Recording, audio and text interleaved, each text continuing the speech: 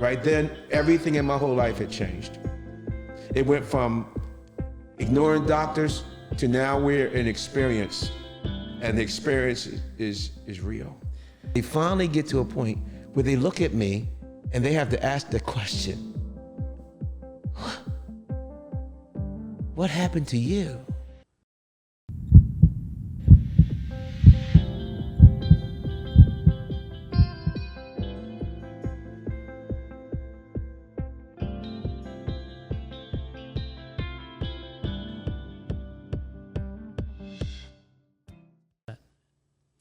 Welcome everyone to Longevity Advantage. Today we have a special guest. I know we get to bring in a lot of doctors and some other subject matter experts, but every once in a while we get a really special inspirational story to share with you. And today I'm delighted to share Anthony Lester with you. Anthony's going to tell you about his story, and I'm going to learn about his story because I only know bits and pieces. So Anthony, welcome. It's great to be with you today. Thank you, Scott. It's great to be here. Yeah. And thank you for this opportunity.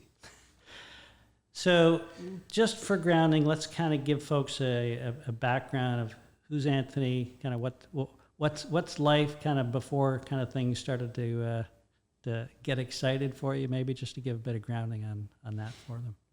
Well, the way I like to begin to discuss this is that I was going to my primary care physician, and I have to admit that my journey began by being in a position or a condition of ignorance, or should I say, I was ignoring the data that was coming, and I was going to the doctor like all of us do, and my doctor began to transform from calm conversation to more leaning towards me, finally he got to a point of being very concerned, and he brought the data into my face and kind of confronted me by saying, I just want you to know that at this point right now, it's almost like, why are we meeting? Because what we're talking about, evidently you're not doing it. And now we're at the point where you have high blood pressure, your cholesterol is high, and I'm about to put you on medication. He said, and you're pre-diabetic. And he said, and we've discussed this for quite a long time, and I don't see anything moving in the right direction. He said, so I need you to know that at this point, you're really at risk for either one or two things to happen. One, you're at high risk for possibly having a stroke, and also you're at high risk for possibly having a heart attack. He said, so that's the serious nature of what's going on. And I left that meeting stunned, but not convinced. And in not being convinced, I believed him, but my actions did not show signs of belief. And I can remember that shortly thereafter, COVID hit, and like many of us, the stay-at-home piece was an opportunity to do what I didn't usually do, which is to have 3 meals a day, breakfast, lunch, dinner. I love cooking, so I was making all kinds of meals, and everything was good, and it tastes great, and it was just fancy smancy, and everybody was doing good, and I thought we were. And then all of a sudden, I realized I got on a scale, and I had gone from 210 pounds to 231 pounds. So I had gained 21 pounds since the last time my doctor and I had spoken. And I got alarmed by the scale, so that made it so that my son came in from California, and when he came in, he hadn't seen me for a while. He said, Dad, he said, physically, you're doing good, Dad. He said, except for he hit my stomach. And I looked down, and it wasn't hard to see it because it was there. He said, except for that. And he said, and I work out every day, so why don't we go, we can walk outside, so why don't we go to the track, and you can go with me, because I'm going to work out every day. And he said, you can go walking. So I went with him, and then because I'm I used to be very athletic, very gym-minded, exercise-minded, football, all that stuff. But those were the days. So I went out with him, and I started walking, and it really kind of got me. I liked it, and I started doing it every day. And then I progressed to go down from 231 to 217 pounds. But after that happened, everything changed, and I call it strike lightning. Because unbeknownst to me, I didn't have, when I was on the track one specific day, something happened that I knew had never happened before, and that was after I had walked, I went to do my stretching, and when I was doing my stretching, the whole park began to spin. And I attributed that to maybe being, dehydrated, and I needed to drink water. So I started drinking my water. But then when I went home and I was in my bedroom one day, I came up and the bedroom was spinning. So I got to start drinking more water and everything. And shortly after that, one particular evening, my wife and I went upstairs to go to bed, and we were talking, we were having fun and everything, and then went to sleep. And when I woke up, I woke up because I had to go relieve myself. So I went to the bathroom, and when I went to get up, I didn't realize it, but I didn't get up. I fell out of the bed. I fell out the bed and I landed on the floor. My wife said, "Tony, what are you doing?" And she said, "Tony, get up." She thought I was messing because I'm joking, playing all the time. She said, "Tony, get up." So she came over to me. She said, "Tony, stop playing. Get up." And what she didn't know is in my mind, I was trying to get up, but I couldn't get up. And I remember saying things to her, and that's when I heard in my mind, my voice sounded like I was talking through a deep grumbling, and that's what it sounded like in my head. And she was saying to me, "Why are you talking like that?" And then she said, "No, Tony, stop playing. You're scaring me. Get up." And I kind of wandered myself over to the other side of the room, and I said, "Well, let me just grab something and try to pull myself up." So I grabbed the drawer opened up, things fell everywhere, and I couldn't get up. Finally, I began to recollect myself. I did get up, and then I sat on the bed, and she said, "I'm calling 911. I said, "Why is going on?" And she said, "Your face is drooping. Your face looks funny." And she said, "Why are you talking like that?" And she said, and she called 911, so 911. And when she started talking to them, they started to ask me to do things, hold your hands out like you hold a pizza, and I was doing it. And I didn't know that my left arm was drooping and that my face was drooping. And then they said, ask him to say this. They asked me to do these tests, all these different things. And they said, in the meantime, the paramedics came, and the paramedics said that it appears, Mr. Lester, that you may be having a stroke, or because it seemed like it's coming back, like everything started coming back. All of a sudden, I was able to answer questions. I knew where I was, and it started coming back. And they said, "Well, it seems like maybe you might be having what's called a TIA." I didn't know what that was. Some ischemic attack thing, and they took me to the hospital, rushed me to the emergency room, and they kept me there, and they confirmed that in fact I had a TIA.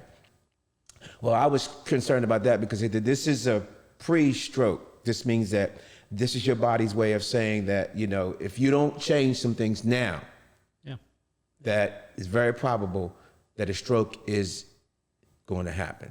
So I was pretty much shocked at that. And when I got home from the hospital, my children and my wife, mainly my daughters, had gone to my house and they emptied everything out of my refrigerator. They got rid of everything that they started researching about things that are not good for stroke people and all this stuff. And my refrigerator was emptied out, my cupboard was emptied out, and they started going to Trader Joe's and buying all this stuff and so forth and on.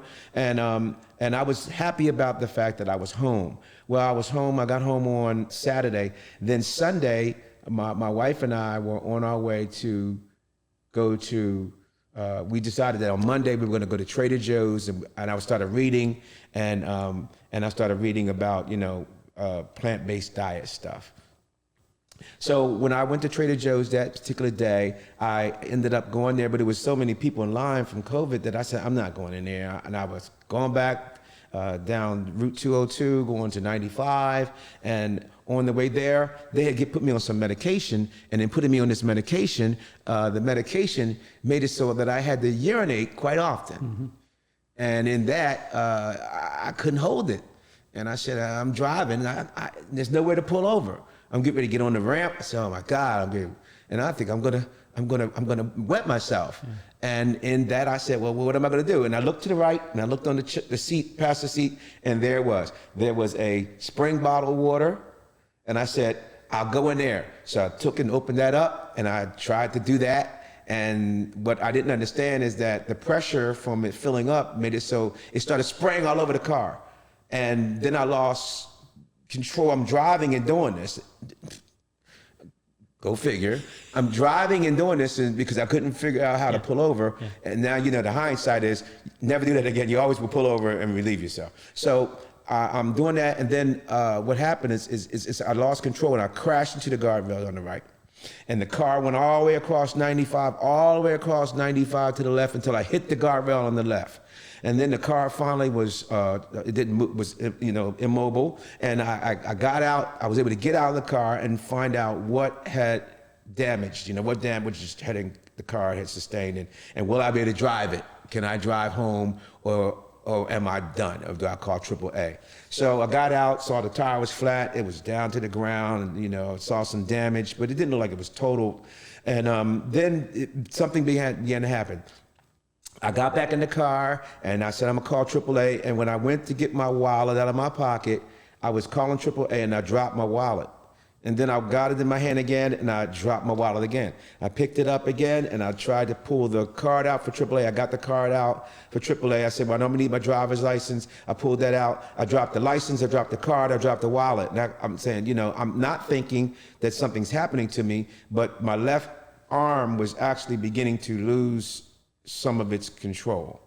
And then I was able to get out of the police officer.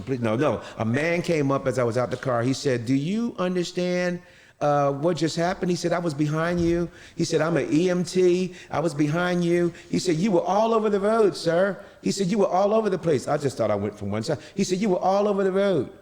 He said, are you diabetic? And I said, well, I was just in the hospital, and they just told me that I was pre-diabetic. He said, no. He said, because what you were doing were the signs that somebody has diabetes. And then he said, we're going to call the paramedics right now. I said, no, don't. I'm thinking, I don't want to go back to the hospital. Don't call the paramedics. So AAA finally did come, and the police officer came. And the long story short is that I was able to get out of the vehicle, I helped the AAA person get my car onto the truck because he couldn't get on the truck. So I was still able to do that.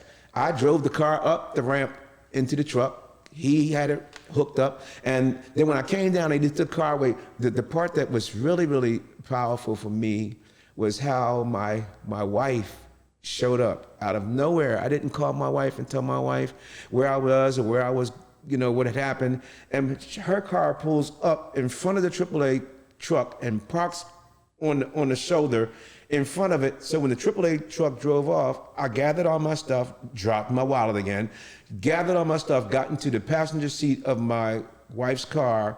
And when I got in, she said, you don't look right. She said, Tony, just trust me on this. She said, I think you're having a stroke. And then she said, she didn't say I'm taking you to the hospital because she knew I was going to kick back on that. So she said, would you do me a favor and just put your seatbelt on? Well, it took me all the way from 95 all the way to Christiana Hospital emergency room to try to put my seatbelt on. When I finally clicked it, she opened the door up, people opened the door. She had already got called ahead of time to get them to come, and they came, and as soon as I got in the hospital, they said, sir, you are having a stroke. Right then, everything in my whole life had changed. It went from ignoring doctors to now we're in experience, and the experience is real. Yeah, and as you talk through that, and all your passion comes out of it, it's one of those things we always wonder is, what will it take for people to want to engage, right? And that's unfortunately your experience is, others will have their own version of it. But we put it off, and we don't want to believe it. Yes. Right? And when it does, now suddenly, so who is all impacted, right? Is it just Tony? No, my my church family, naturally my immediate family all over the country, my friends, co-workers, my boss, you know, and all that go into that whole area of my life, and also the doctors. They were impacted as well because I could tell that what happened to me had traumatized them. Yeah, yeah. And I think men are more inclined to do that. Not that women are exempt by any stretch, but this is more a male ego thing in terms of, right? I don't want to have to do that. I don't want to have to give over control to somebody or hear somebody tell me something that I'd rather not hear. But Right. Yeah, that's quite a buildup, right? Yes. And I've heard stories like that. My own father had a not dissimilar version on the freeway. Yes. That you described, and yeah, it's didn't want to tell anybody. It's really startling for people when they hear it. But these are and I think is an important message of most people don't want to share the message, and that's what I think you telling it is so important, because most of us are too embarrassed, right? Because that's why we didn't want to go in the first place. Now I sure don't want to tell my story after the fact, Right. Right? But this is really the big learning for people, is to learn through people like you who are willing to kind of share, because you're the same person as lots of people. Yes. Right? Absolutely. You're not special. I'm not special No. around Arbor Systems. I don't say, gee, I hope I can get into the hospital today. No. No. The hardest, well, what should I say? One of the key things was to come to terms with the fact that this did happen, and it does have a name. It does have a label. Yeah. It's a stroke. Yep. And I had to begin to tell people, like if they say, well, what happened? I said, well, I was in the hospital. That I said, I had a stroke. And once I was able to articulate that, then I was able to embrace it. And that's what began to be the driving point on where I am today. Yeah. Coming to terms with that. And then the next thing was, so now what do you do? What's the next step or steps? Yeah. So you're in the hospital. Yes. You've had a stroke. Yes. Now what happens? Because most people don't know what that experience of a stroke is. Right. Yes. So let's hear part 2 now. Well, part 2 was, you're in this bed of unknowing, of the unknown, because they don't know. And what they're doing, they being the doctors and nurses and all the different people, the practitioners, they're coming in and they're doing what they do, what they specialize in, because they want to get answers. Why? What caused the stroke? And they did some tests, and I had more tests done on me than I didn't even know what happened. It was like test after test after test. Some of them made me feel nauseous, and some of them they drew blood, and then they had me drink some milk stuff because they wanted to check out the arteries in my brain, and they wanted to check out my heart, and they stuck a probe down my throat, ultrasound, to look through the inside of my body, to look at my heart from within, to see whether or not there was plaque or what's going on in my heart. So they did this CTA, this scan of the arteries in my brain, and when they did it, they were alarmed, and they came back and they talked to me and they said, well, Mr. Lester, I was going to be released. I was ready to go home. They said, no, we decided that we want to run some more tests before we let you go. And I said, okay, well, I'm willing to do whatever it is that you feel that you need to do to make it so that we can prevent this from happening again. So they found in the CTA that there were signs of multiple strokes, and that there were 3 areas in my brain, which the primary area was what they had to do. So when I went to the hospital, the part that led to the first test they took showed in the CTA that there was a blood clot in my brain. The next one that they took was from the artery, but the first scan they took of my brain showed there was a blood clot, and that's when their emergency occurred. So they had to go up the arteries of my arm, up the artery with the catheter, up my arm, through my neck, into my brain, and it took them 4 times from the doctor's notes for them to be able to actually break up a blood clot in my brain. What I did not know is that there was a window from the time that I arrived at the hospital. There was 3 hours. 3 hours that they had before it would be too late to even do the procedure. And then I would be rendered disfigured. They were able to get the blood clot, and then when they got the blood clot, they said it was successful, and then I was in the hospital for about a week. But during that time, some things happened, and the neurologist came in and they asked me, after they took the scan through the ultrasound and went down that, and they found a little bit of plaque in one of my arteries. The neurologist asked me, "Do you have a cardiologist?" And my answer was, "No, I never needed a cardiologist. I don't have one. And I don't even know where to find one." And that was where a very fortunate thing for me occurred, because when he left, I went back to sleep. I'm sleeping off and on. I'm recovering. I've got brain injury and all this. So I'm sleeping. And when I wake up, it's almost like it was a dream. It's like it was almost like an angel just showed up, but it was a person. And I didn't hear him come in. And there I woke up, and I wake up to this tall, kind of handsome-looking Indian guy standing there, and he says, "Hey, buddy," and something like that. And then he says, he introduces himself, I'm Dr. Hasmani, and he said, "I'm a cardiologist," and he said, "and I work in the emergency room." And I talked to the neurologist, and he suggested that he thought that it would be really good if I came up and meet you. And he said, "So that's why I'm here." And he said, "So, I'll tell you," he told me some things they found and so forth and on. And he said, "So I'd like to start off before we get into, what I want to do, is I want to tell you what I need you to do." And he said, "There's a book." And he said, 2 things. I want you to order some Tommy Cooper compression socks. He said, second, he said, "There's a book called Undo It." Which I just happen to have a copy because it's one of mine.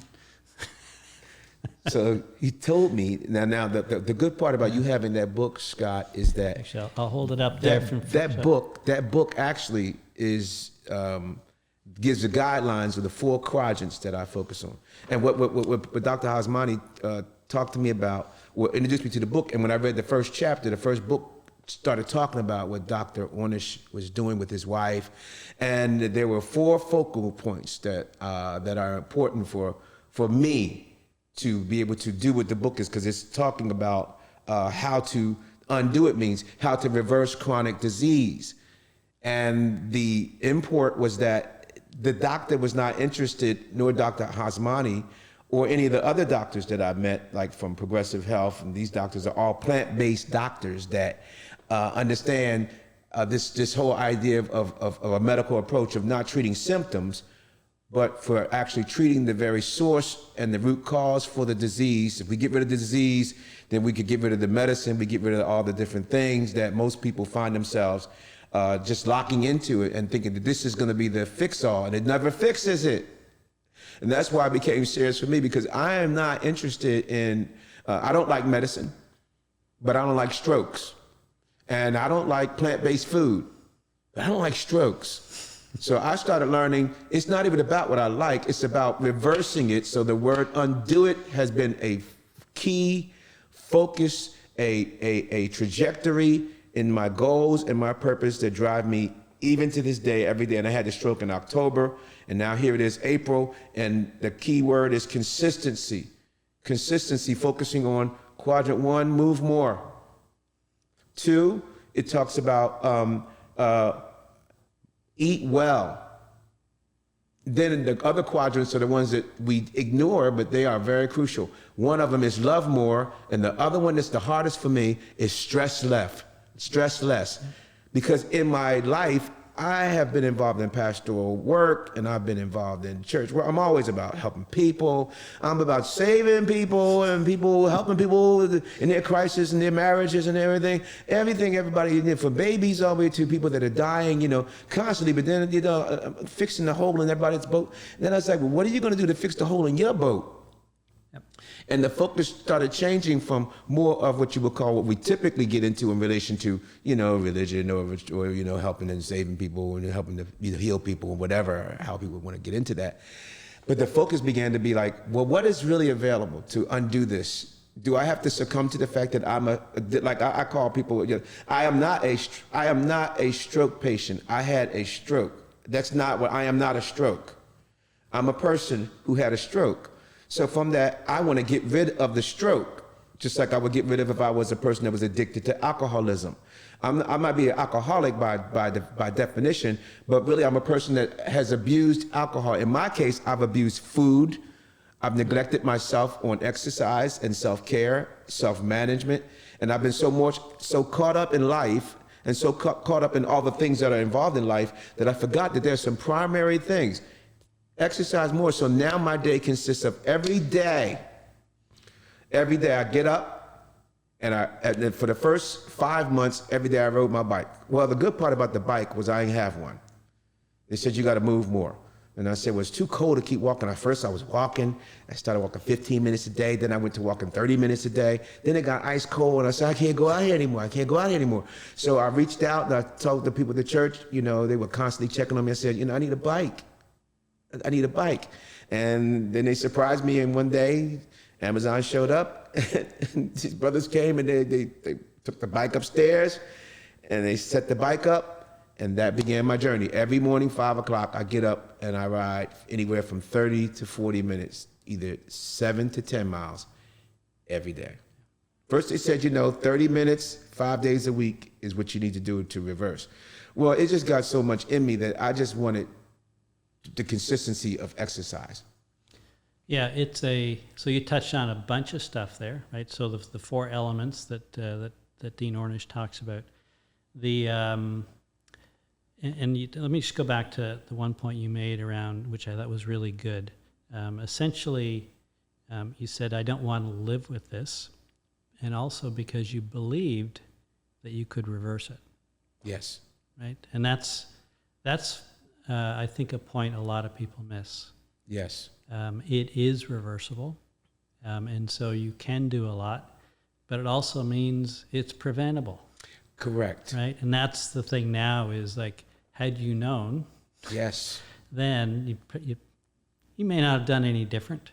Right? May not have. But at least if you're on the fence, and you would have been a little more open to it, you might have been able to avoid it altogether.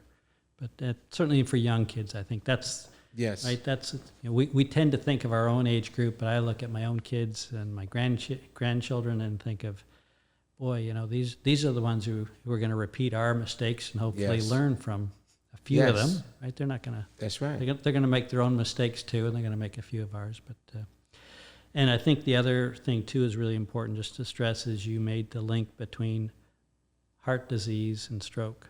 Yes. Ischemia is the same thing. It's dirty pipes, right? That's right. Contractor, dirty pipes, That's dirty right. pipes. Dirty pipes. It doesn't dirty just pipes. happen under your sink. It's flowing all the way out, and it might That's be in your right. front yard. Yep. And so, yeah, it's just a question of which one happened to you. Got one that you didn't drop dead from the stroke. That's Thank very, God. very, very correct, and I'm very fortunate. Yeah. So you got a second chance. Absolutely. And not everybody gets that, and that's same No. with the heart, right? They kind of think, oh, you get a stent. No, that's really not. If you're lucky, Yeah. that's the way it plays out. But That's right. If that's what you're banking on, then I would say take it all to Las Vegas because your odds are a lot better. Correct. In that, right? If I could add to that, they say the ounce of prevention is worth a pound of cure. Well, now it actually becomes a selfless effort, which ties into some of the things that I alluded to. But now it's very important to, just like if you teach children about the effects of drugs, alcohol, and other different things that can cause, maladies or impair the wellness of their lives.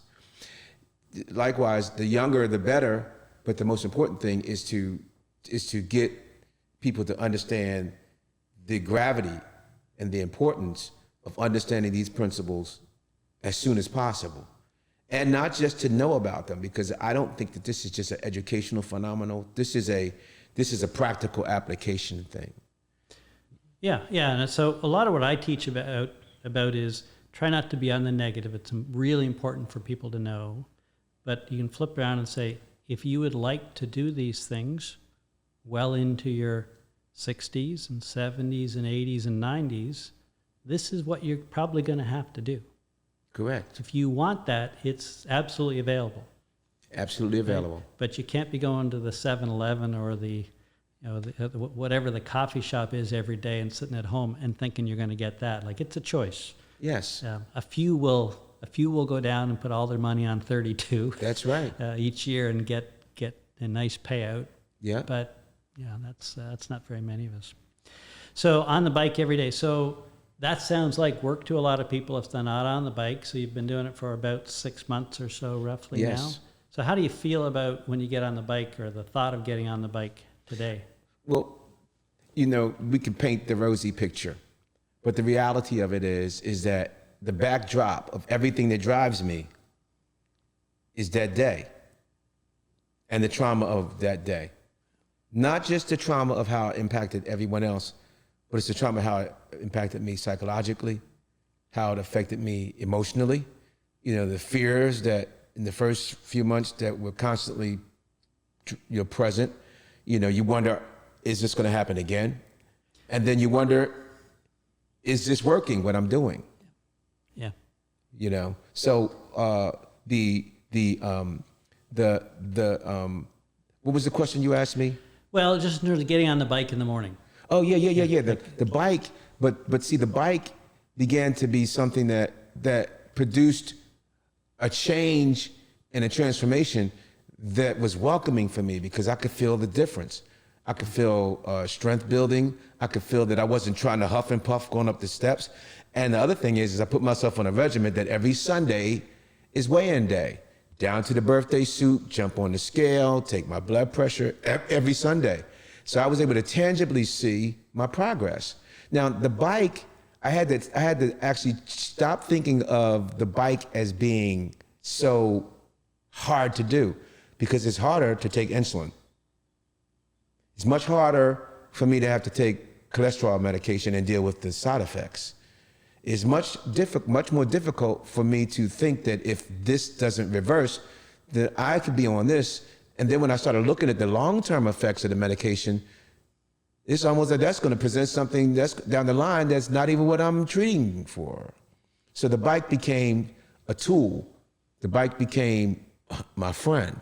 Now and to try to mix it up, so we don't just say bike, it's just cardio.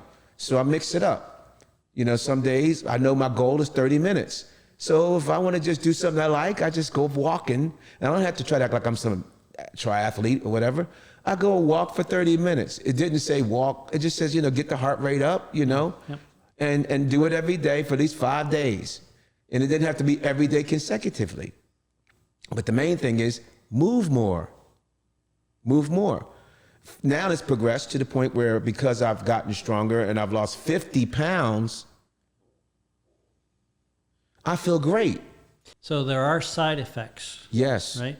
And you just touched on one of the side effects. Yes. Is weight loss. Weight loss. It's almost inevitable. I would say, Scott, it isn't almost inevitable, it's inevitable.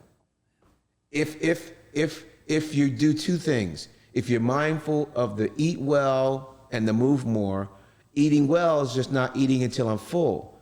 Eating well means you have to take responsibility for what you're putting in your mouth, in your body, and you got to do the simple thing.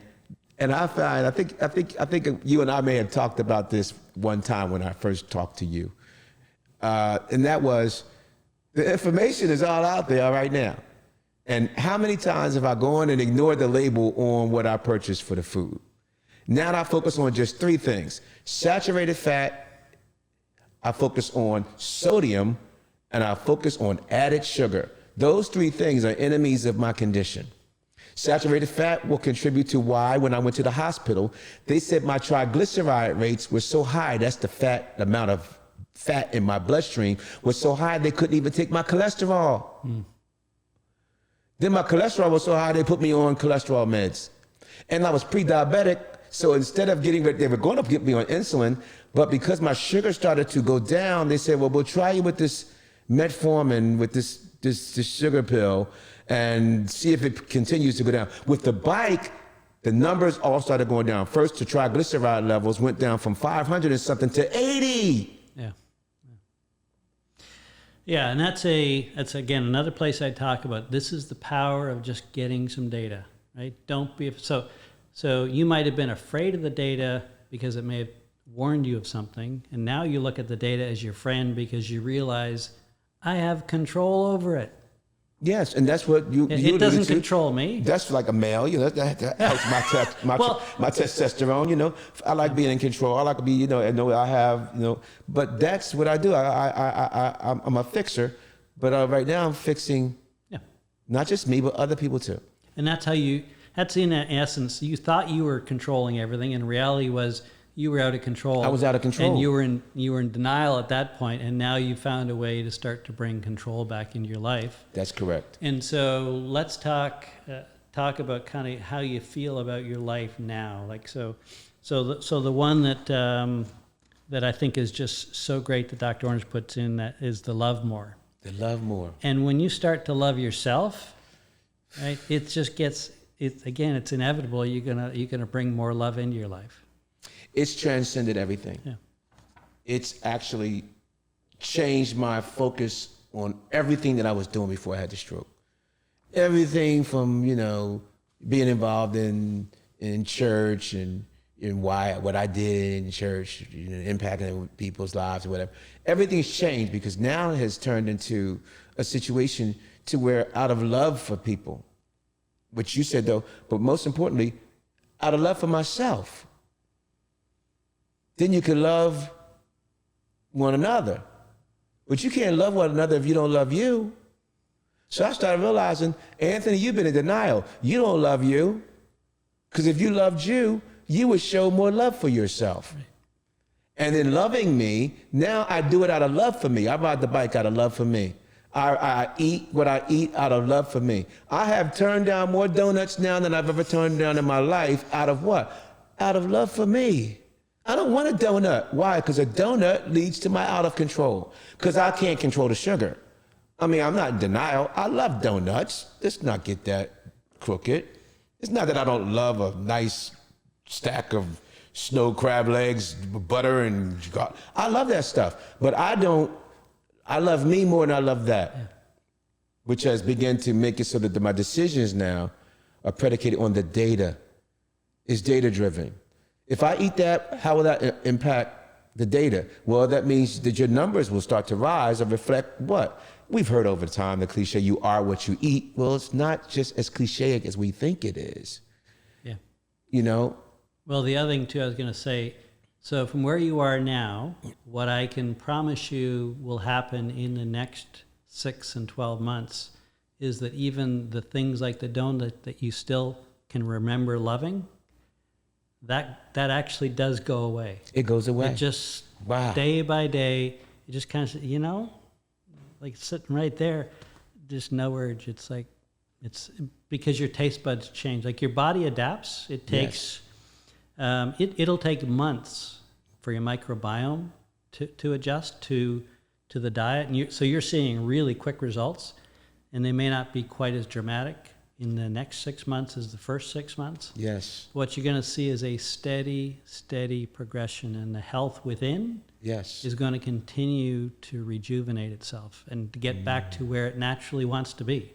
Right? Without you doing anything, you're not doing anything. It just says, when you stop insulting it with all of the other stuff and the lifestyle stuff, your body naturally goes back to where it wants to be. Where it wants to be. Yeah. And then you've got the data to guide you to say, yeah, I'm on track, and I can start to move around a little bit. And you'll discover as well, you're going to discover more food. So you used to love cooking and certain things.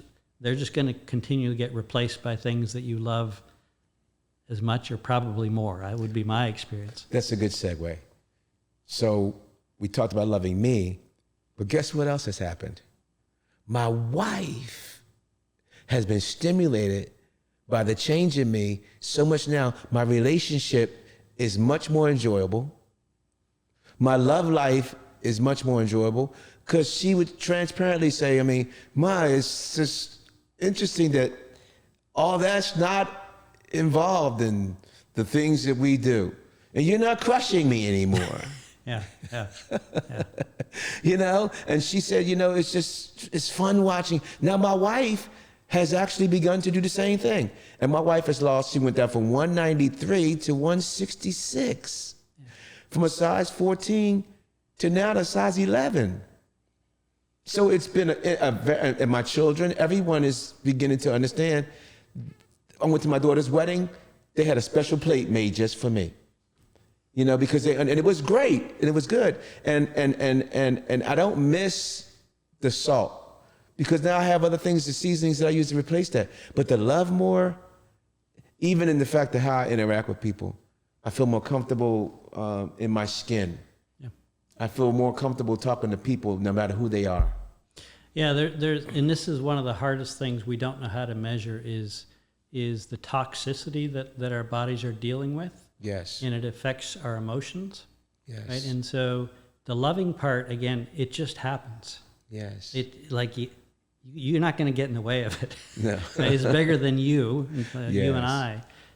And it's you have to see somebody. So your wife seeing it there is like, you can't deny it.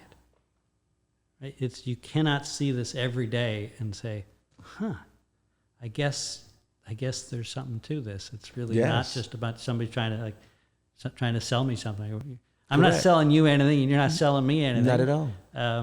It's just but we've just had so many years of kind of all the signs, all the temptation, right? Temptation That's right. is not a new thing, Not new. right? We've suffered from that from earliest days, and so it's not going away. But at least you can start to realize, you don't have to say no to everything, but you don't have to say yes to everything either. That's right. Yeah, it's good. One thing I do want to say is that the part that is very, very gratifying is that in my past, I had to teach, promote, advocate for certain things. But this life transformation, this life change, and the impact of this new life has a different kind of effect than anything that I would try to sell, persuade, proselytize, or whatever. Because it speaks in so much volume. Like those that are watching us and that are gonna see me for the first time, you're not being impacted as the ones that have seen me for years. And what they do when they finally see me, and they haven't seen me since I had my stroke, they finally get to a point where they look at me and they have to ask the question, what happened to you? And know what it does? It gives me an opportunity to share my story. My brother, he and I just talked day before yesterday because I got wind of the fact that his numbers were going up. And my nephew saw me at my daughter's wedding and he said, wow, Uncle, man, you need to talk to your brother. So I did. And after we finished talking, I talked about Undo It, sent him the book. I talked about Eat to Live by Dr. Furman. It's got recipes on a plant-based diet. Sent him the book. Then today, he's getting his bicycle delivered through Amazon because I bought him a Swin. Wow. Just like mine. Wow. Because he said, I want what you have. My brother dealing with prostate cancer, high cholesterol, high sugar, blood pressure, and all those things. I said, bruh, after the cancer, I said, maybe, just maybe, me having a stroke and you and I having that in common, that we can build off each other and that you can jumpstart off of what has driven me, and maybe the cancer can drive you to join into the same thing. So he said, I'm excited, I'm motivated, and maybe by now, he may be unpacking his brand new bike. That's super cool. Yeah, Isn't that good? That's That's what I am interested in. I'm not so much interested in just sharing a story. I'm interested in, where do we go from here? Where do I go from here? And the where to go from here is to hopefully that somewhere someone will hear this story and be motivated to say, I'm in.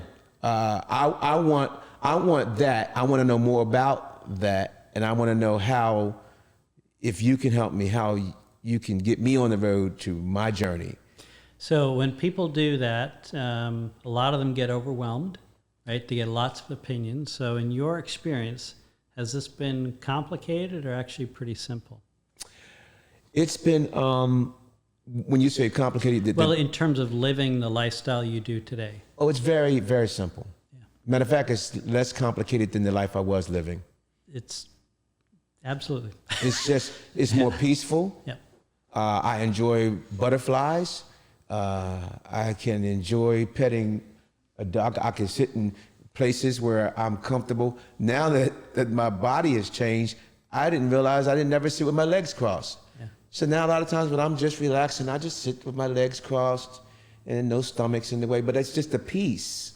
You know, and then when I eat, I know I'm eating for a reason. Like I went to the gym this morning because Dr. Hasmani approved me to begin the weight lift. So I'm on a program, not just going lifting weights to try to be Popeye. No, I'm lifting to work on specific muscle groups. And then I eat because I know it will feed the body, give it what it needs in order for me to keep up with that, to keep my strength up. And when you eat now, do you have to worry about quantity, or is it mainly just eat the right food? Well, there's moderation in everything. But there are certain foods that you can eat them until you exhaust yourself. You can eat all the green vegetables you want.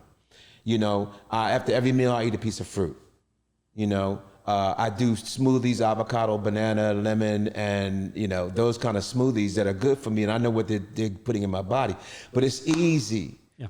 And I guess what else is easy? It's much easier. My wife and I were talking yesterday. Economically, it seems to be more expensive because you got to go out and buy specific fruits, vegetables, and I don't buy meats.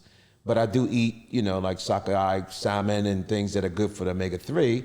But I don't eat meats, but I eat things that I know are good, like soy substitutes and different things that I know. But I look at that saturated fat thing, and it's easier for me because now I'm conditioned to know what I'm looking for. I habitually look at the labels. I turn down things just from the saturated fat aspect alone. But it's easier, and not only that, but more people are asking me. One guy said, look, I don't want to hear all this. He said, I just want to know, what are you eating? Why are you eating it? And can you continue to talk me through it? I said, I can do that. You know, so the it seems traumatizing, and anything new is, you know, we don't like change, and sometimes just the idea of it can be overwhelming.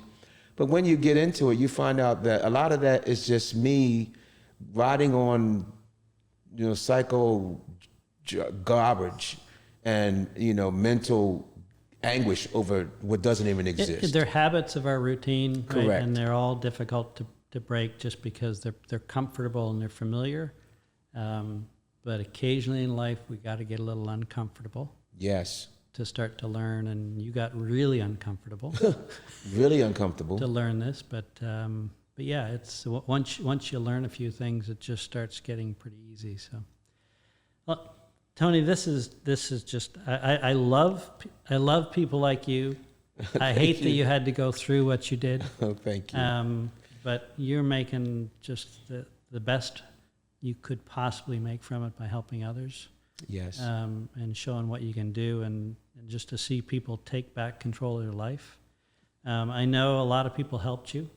Yes. Along the way, so please make sure you take an opportunity to thank them, because that's I think they'll be interested in seeing you do this too. So in terms of and following you going forward. Well, first and foremost, I'd like to start off by thanking my wife, because she witnessed the stroke. She saw the physiological. She saw all of the effects, the whole journey, and she's been very supportive. My family, my children. I like the fact that everyone joined in together as a village, and they took on my experience as our experience, and they've been very, very understanding, because there are different sides of this that can be challenging psychologically, emotional challenges. But also I'm very, very thankful for the doctors, and I just want to really give a shout out to Christiana Hospital, Christiana Care, I didn't really particularly, I wasn't really a fond advocate of Christian Hospital, but I have to admit that the care that they gave me and the unwavering, like I read the notes from the doctor that did the catheter through my artery in my arm, and I was just so glad because he said he failed 3 times getting the blood clot. He did something different on the 4th trial, added something to the catheter, and it bust up the clot. He didn't quit. Mm-hmm. He could have just so easily, just my job, hey, whatever is going to happen, but he didn't give up on me. And then I watched how they took care of me and how they followed up, and they were just persistent, even to the point of the aftercare, telehealth and visits, and they're asking me questions at time. It made me realize that they were connected. They're a part of my team. And a lot of the doctors that I have, even Dr. Hasmani is on the staff there, and all my notes and my things are all tied together. I'm grateful for Dr. Hasmani and also for the team at Progressive Health, because he recommended me to Karen. I forgot Karen's last name. Smith. Karen Smith. And Karen Smith is a nutritionist who is was at that time working for Progressive Health, and she was really, really instrumental in helping me to understand what I'm eating, why I'm eating it, and helping me to stay on track just from a dietary nutritional standpoint. And from there, I was in search for a primary care physician. She said, I've got somebody that everybody wants, and this individual, Brian Robson, oh my goodness, Brian Robson is a plant-based physician who has been really instrumental in helping me to understand the pace in which we're getting the medications, weaning off of them, and continuing to stay focused on what we're doing and why we're doing it. And then in conjunction with that, I'm just grateful for the whole plant-based team. I'm grateful to my church. They've been very, very supportive. My friends, my relatives, my loved ones. So many people that have been an instrumental part of the process, and that's the part that is a necessary part of the journey, is that we have to realize that you're not alone. And I did start off with family, but I also mentioned the fact that a lot of my support team are not my family members. There are people, even like yourself, Scott. There are people that are interested in not just me, but interested in others in a way where this story being available for people to be subject to it is very important. I'm thankful for the opportunity to influence individuals that might even see this interview, and with hopes that it will stimulate them to, if nothing else, but to be prompt to a point where they become inquisitive enough to say, I need that, I want that, and I'm willing to make the first step to go after it, And then to find, like I did, there are people that you just don't even know exist that are interested in you enough that they want to come alongside and give you some support and directions, And that book was amazing, because just reading it and the testimonies in the book are just so many people that, like myself, that have taken that step. So you unknowingly couldn't have landed at a better place than you did, because it ties right back into longevity. And there's a piece that people, we throw it out there and they really don't know what it means. And hopefully the way you talk through it, and that's community, right? We think we have a community around us. Your community now is obviously different, and it's bigger and it's richer, I'm sure, than it ever was before. Correct. And so that has been a big part of why you feel the way you do, but also that we go back to that love piece, right? It pulls people in. Yes. Like, you're irresistible. Right? And that's, but we don't realize it. I always thought so. We don't realize it until we've been through the transformation. Yes. And it's so great to see. And that's such a huge part of being healthy longer. Yes. Is you don't do any of this stuff on your own. This whole idea of independence, and I'm going to do it all on my own, is we're setting ourselves up for failure. For failure. But bring other people along with you and listen, right? And maybe I should be doing some things, and maybe I'm going to grow a little bit. And that's, you're never too old to grow. Never too late. Yeah. So. Matter of fact, I'm just glad that I didn't have a choice of when, but I do have a choice of now. I do have a choice of now. So for whatever amount or however many of the length of my days, my wife and I have this cliche that came once this happened, and I said, I'm going to live my life like it's golden. I'm going to live my life like it's golden. And I'm not just talking about in the golden years. I'm talking about from here until I take my last breath. The goal is not to do this thing as a situational response or a knee-jerk reaction to a situation. It's literally a life change. It's a decision to do those four things, to move more. And I work out more now at 63 than I did when I was 36, and I'm wearing clothes that are about the size of what I was wearing when I was 36. So it's amazing. My final statement is really, really special for me, is that I'm prior service, and when I was in the military, I kept one of my BDU, one of my, uniform jackets. And I remember one time trying to fit in it, and it was like the Incredibles, couldn't pull it.